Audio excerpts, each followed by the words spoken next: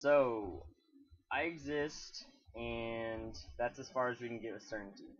So now we've got to start making assumptions. But the key thing to realize here is that all assumptions are not made equal.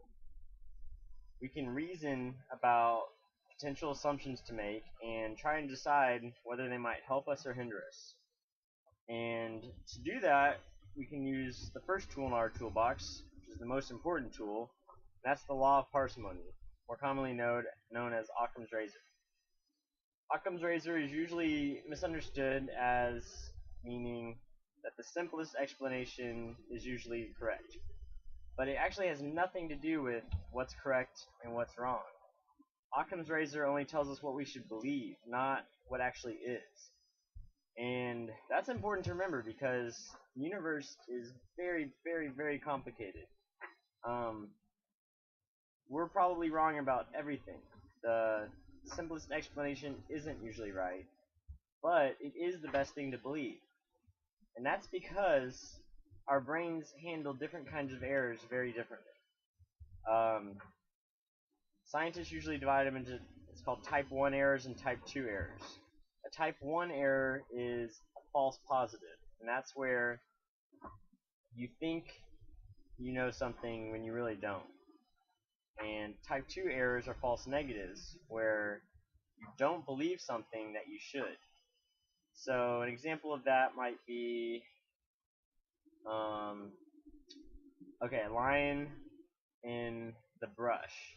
Okay, you hear a rustling in the bushes, and you can either attribute that to a lion who's about to eat you, or to the wind, or not recognize it. So type 1 error would be thinking that there's a lion in the bushes when really it's just the wind or something else. And a type 2 error, a false negative, would be thinking that it's nothing or thinking it's the wind when it's really a lion. So from this example you can see that throughout our history it's not that bad if you think it's a lion when it's really not. So you might run away and nothing kills you. But if you think it's just the wind and it really is a lion, well, those genes don't get passed on.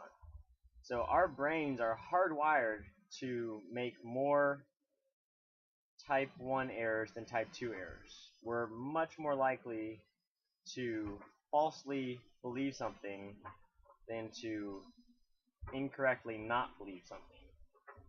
So now that we're trying to reason about the universe and not just survive and pass on our genes, we have to be conscious of that and we have to try to counteract it.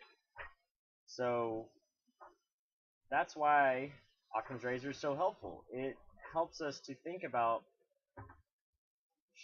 cutting out as much of a story as we can while still explaining the evidence that we see.